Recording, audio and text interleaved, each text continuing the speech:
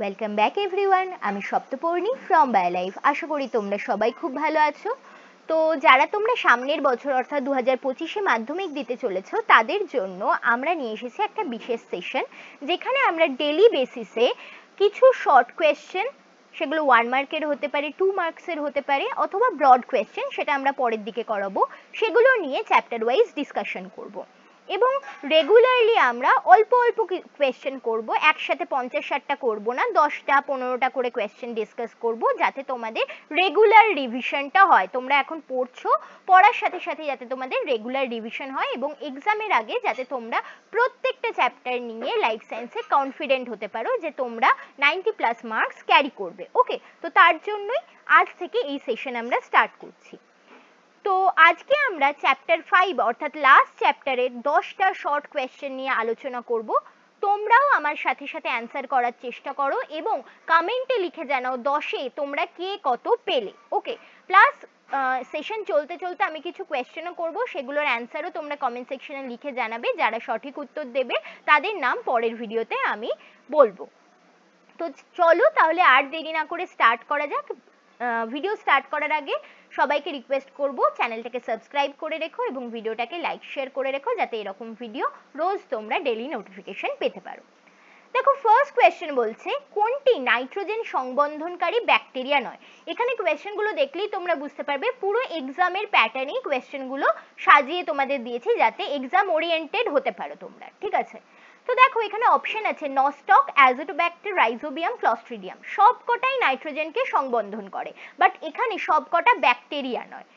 সঠিক উত্তর তাহলে এখানে কোনটা হবে? এখানে সঠিক উত্তর হবে অপশন এ, নস্টক। নস্টক একটি নীলাভ সবুজ শৈবাল, যেটা নাইট্রোজেন সংবন্ধনে সাহায্য করে, জীবজ নাইট্রোজেন সংবন্ধনে, বাট এটা ব্যাকটেরিয়া নয়। ওকে, তোমাদের জন্য কোয়েশ্চেন থাকলো আরো একটি নীলাভ সবুজ শৈবালের নাম লেখো যেটি নাইট্রোজেন সংবন্ধনে সাহায্য করে।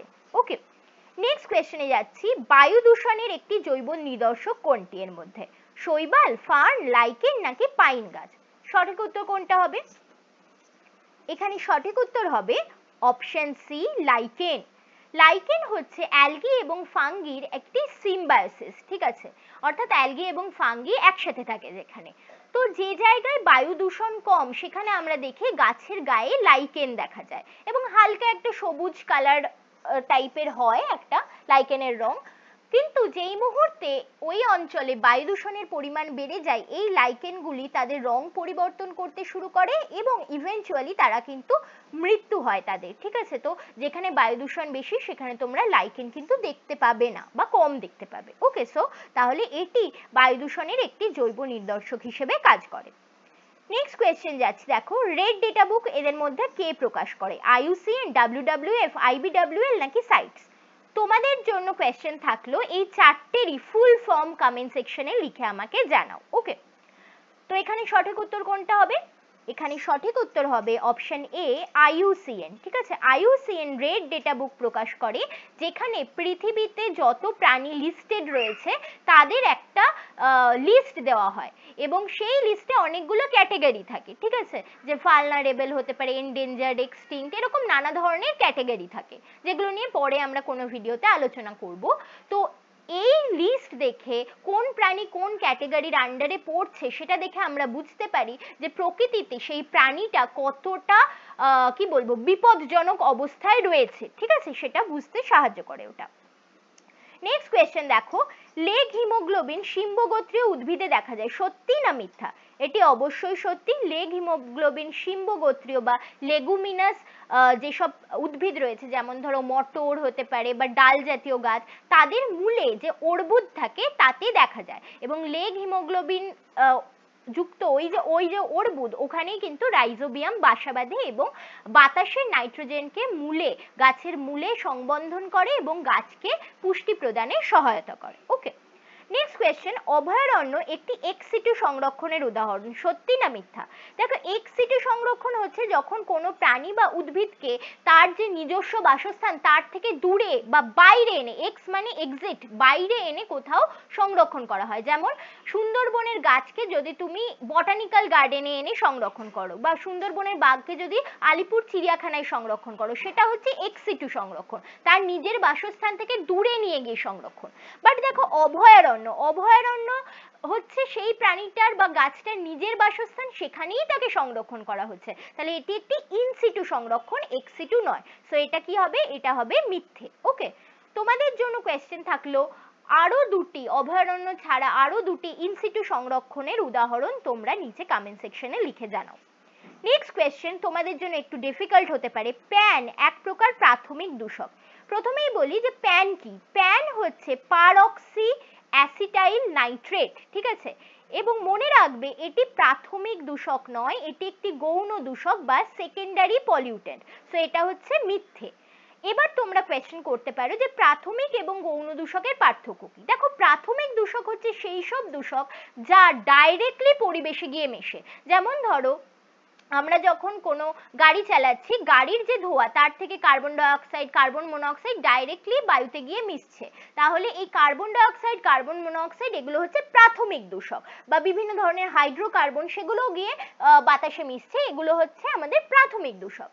বাট এই যে প্রাথমিক দূষক, তারা যখন পরিবেশে অন্য কোনো কিছুর সাথে বিক্রিয়া করে আরেক ধরনের দূষক উৎপন্ন করে, তাদেরকে আমরা বলি গৌণ দূষক। তার মানে গৌণ দূষক বা সেকেন্ডারি পলিউটেন্ট যেগুলো, সেগুলো প্রাথমিক দূষকের থেকে তৈরি হয়। ওকে, তো দেখো এই পারঅক্সি অ্যাসিটাইল নাইট্রেট তাহলে কেন গৌণ দূষক? কারণ দেখো, আমাদের পরিবেশে, আমাদের যে গাড়ি ঘোড়া চালানোর ফলে যেসব হাইড্রোকার্বন নির্গত হয় পরিবেশে, সেই সব হাইড্রোকার্বনরা ইউভি রশ্মির উপস্থিতিতে অক্সিজেনের সাথে রিঅ্যাক্ট করে, এবং রিঅ্যাক্ট করে তারা কিন্তু জারিত হয়। জারিত হওয়ার ফলে তারা তৈরি করে পারঅক্সি অ্যাসিটাইল র্যাডিক্যালস, ঠিক আছে, পারঅক্সি অ্যাসিটাইল র্যাডিক্যালস তৈরি করে। এবার এই পারঅক্সি অ্যাসিটাইল র্যাডিক্যালস নাইট্রোজেন ডাইঅক্সাইডের সাথে রিঅ্যাকশন করে তৈরি করে পারঅক্সি অ্যাসিটাইল নাইট্রেট, ঠিক আছে, পারঅক্সি অ্যাসিটাইল নাইট্রেট বা আমাদের প্যান।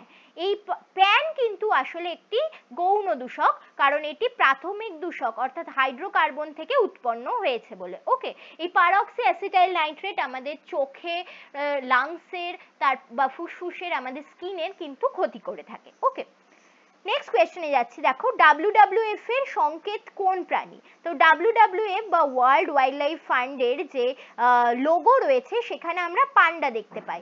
এবার এই পান্ডাটা কিন্তু রেড পান্ডা নয়, এটি হচ্ছে জায়েন্ট পান্ডা, যেটা সাদা কালো পান্ডা, ঠিক আছে। জায়েন্ট পান্ডা হচ্ছে WWF এর সংকেত বা লোগো। তোমাদের জন্য আমার কোয়েশ্চেন থাকলো, রেড পান্ডা ওয়েস্ট বেঙ্গলের কোন ন্যাশনাল পার্কে পাওয়া যায়, সেটা তোমরা কমেন্ট করে নিচে লিখে জানাবে। নেক্সট কোয়েশ্চেন, জলে যদি মাত্রার অতিরিক্ত নাইট্রোজেন থাকে তার ফলে কোন রোগ হয়?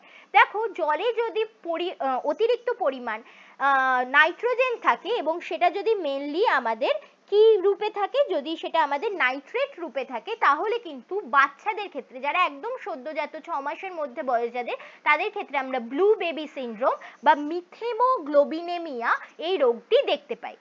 এই রোগে কি হয়, এই যে জলের থাকা অতিরিক্ত আমাদের যে নাইট্রেট, সেটা বাচ্চাদের যে কলাকোষে অক্সিজেন পরিবহনের ক্ষমতা, সেটা কিন্তু কমিয়ে দেয়, ফলে বিভিন্ন জায়গায় আমরা কালশিটে পড়ে যেতে দেখি বা নীল হয়ে যেতে দেখি, ঠিক আছে। তো সেটাকেই বলা হয় ব্লু বেবি সিনড্রোম বা মিথেমোগ্লোবিনেমিয়া। নেক্সট কোয়েশ্চেন, উন্নত প্রাণীদেহে বৃদ্ধির কার্ভ কি প্রকৃতির হয়? এটাও তোমাদের জন্য একটু অফবিট কোয়েশ্চেন, একটু ডিফিকাল্ট। দেখো, উন্নত প্রাণী দেহে বৃদ্ধির কার্ভ হয় এস এর মতো দেখতে, যেটাকে আমরা বলি সিগময়েড কার্ভ। কি বলা হয়? সিগময়েড কার্ভ, ঠিক আছে। দন্তেশ্বরী গ, ম, উন্তস্তয়িকা ড, সিগময়েড কার্ভ। এখানে কি হয় দেখো, এই যদি আমাদের অ্যাক্সিস হয়, ধরো এটা হচ্ছে এক্স অ্যাক্সিস এবং এটা হচ্ছে ওয়াই অ্যাক্সিস, তাহলে আমরা এই সিগময়েড কার্ভে দেখতে পাই ইনিশিয়াল স্টেজে খুব ধীরে ধীরে গ্রোথ হয়। এই যে খুব ধীরে ধীরে কোনো প্রাণীর ইনিশিয়াল স্টেজে গ্রোথ হয়, এটাকে আমরা বলি lag phase, LAG, lag phase. তারপরে এই গ্রোথটা ধীরে ধীরে বাড়তে থাকে, এবং সেটা ধীরে ধীরে নয়, সেটা খুব দ্রুত বাড়তে থাকে। দেখো, এবার কিন্তু গ্রোথটা খুব দ্রুত বাড়লো, তাহলে এই ফেজটাকে আমরা বলবো লগ ফেজ। এই লগ ফেজের পরে আস্তে আস্তে আমরা দেখবো গ্রোথটা একটা স্টেশনারি বা স্থির জায়গায় পৌঁছে গেছে, অর্থাৎ আর গ্রোথ হচ্ছে না। তো এটাকে আমরা বলি স্ট্যাসিস বা স্টেশনারি ফেজ, এবং আলটিমেটলি গিয়ে একটা সময় বাদে গ্রোথ কমতে থাকে, ঠিক আছে, গ্রোথের একটা নিচের দিকে লাইন হয়, অর্থাৎ এটা হচ্ছে ডিক্লাইন ফেজ, অর্থাৎ এই সময় গিয়ে প্রাণীটির মৃত্যু হয়, ঠিক আছে। তো এই ধরনের কার্ভ দেখো, এই কার্ভটা অনেকটা এস এর মতো দেখতে বলে এটাকে আমরা এস শেপড কার্ভ বা সিগময়েড কার্ভ বলে থাকি। লাস্ট কোয়েশ্চেন যাচ্ছে, দেখো অ্যাসিড বৃষ্টির ফলে মাটির পিএইচ হ্রাস পায়, এটি সঠিক না ভুল? এটি অবশ্যই সত্য, কারণ আমরা জানি যে পিএইচ এর যে স্কেল সেটা থাকে হচ্ছে 0 থেকে 14 এর মধ্যে, ঠিক আছে, 14 এর মধ্যে, যার মধ্যে 7 হচ্ছে আমাদের নিউট্রাল পিএইচ। তো 0 থেকে 7 আমাদের অ্যাসিডিক পিএইচ কে বোঝায়, ওকে, 0 থেকে 7 আমাদের অ্যাসিডিক পিএইচ কে বোঝায়। তো অ্যাসিড বৃষ্টির ফলে মাটিতে বিভিন্ন ধরনের অ্যাসিড, সেটা H2SO4, নাইট্রিক অ্যাসিড ইত্যাদি এসে যখন মাটিতে মেশে, তার ফলে কি হবে, পিএইচ কমবে, ঠিক আছে, ফলে পিএইচ সত্যি হ্রাস পায়, এটি সঠিক হবে, সত্য হবে। ওকে, তো এই ছিল আজকে আমাদের 10টি শর্ট কোয়েশ্চেন ফ্রম চ্যাপ্টার 5। তোমরা কমেন্ট করে জানাও কে কত পেলে 10-এর মধ্যে, তাহলে নিজেদেরও প্রিপারেশন কতটা বুঝতে পারবে। আশা করি ভিডিও ভালো লেগেছে, ভালো লাগলে লাইক শেয়ার করতে ভুলো না, এবং চ্যানেলটাকে সাবস্ক্রাইব করে রেখো, কারণ রোজ এখন থেকে এরকম ভিডিও আসবে, ছোট্ট ছোট্ট ভিডিও, বাট তোমাদের জন্য খুবই কাজের হবে। Thanks for watching and happy learning.